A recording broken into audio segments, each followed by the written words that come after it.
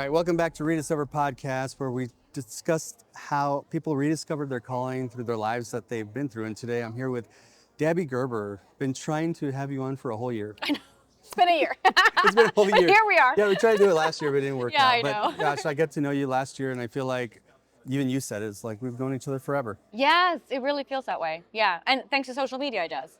Yeah. So I know a little bit about like your career, and you were an actress, and you were doing things that were not like faith-based. Yes, and, for a very and long you're time. still kind of in that world too. Yeah. But Yeah. I'm under the belief that from the foundation of the world, God had a plan.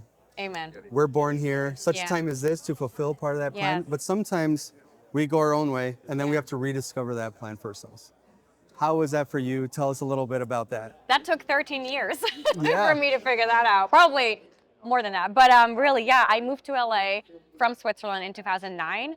And it was not by any means for me thinking I'm actually going to move there to live there and leave my home and everything to Right. become an actor. It was really just to go and study English, and then I was going to go back home to become a social worker. Okay. But you know how Social God, worker. yeah, because Wow. my dad was a pastor and then turned into becoming a social worker. So I grew up with that, and I have a heart for people. I'm very empathetic, and I felt like that was my gift, what I wanted to do. So I was going to follow that path, and then I was just kind of forced to take a year break. And that year is when I went to America to like kind of fulfill that dream of seeing America, you know. So I Right. studied English, and then kind of really fell into this acting thing because I ended up being in Los Angeles. And that 7-month stint turned into 15 years and counting.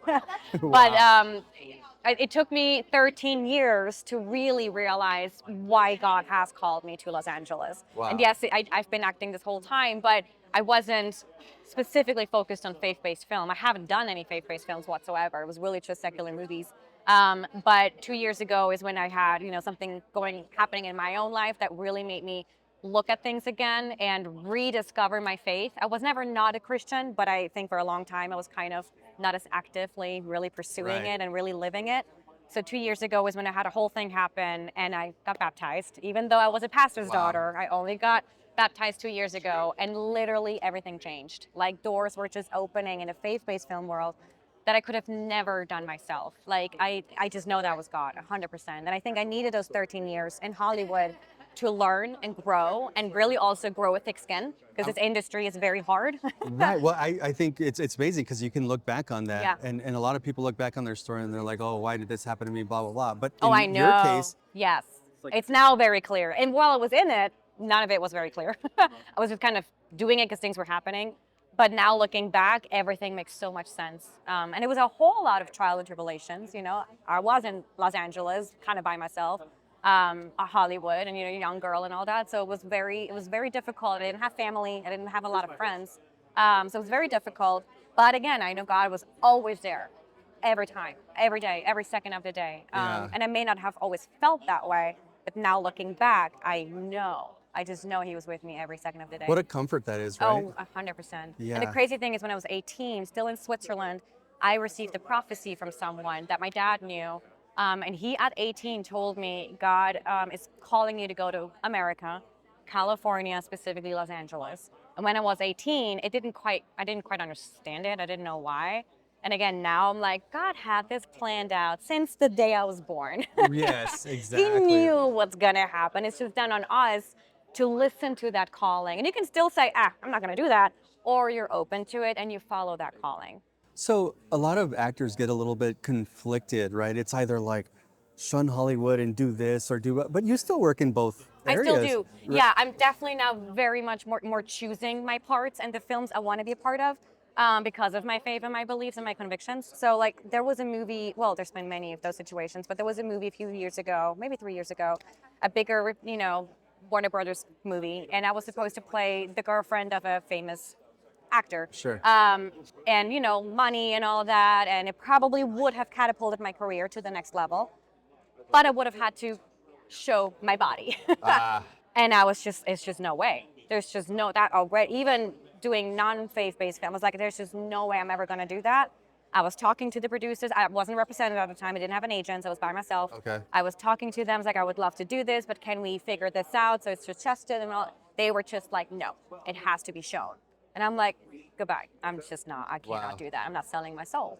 And I really feel like God rewarded that, because after that is also when, a lot of things happen, a lot of good things happen. So You just got to know your like stand your ground, know your boundaries, know what you're willing to do, what you're not willing to do. And even now, if I'm still doing secular movies, I now know the kind of content I want to put out there. I want to put my Right. name on.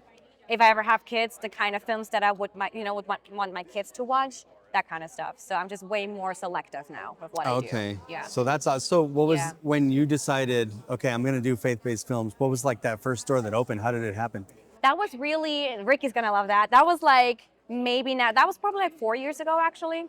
That kind of happened, not planned. I submitted for a film on one of those acting pages. I didn't really realize it was a faith-based film. It was Ricky Gerber was the writer and director of it. Okay. I drove up all the way to Sacramento for the audition because we didn't do tapes yet. It was like still in-person audition. Okay. So I drove like 5 hours to the audition because I just knew somehow I'm gonna be in this movie.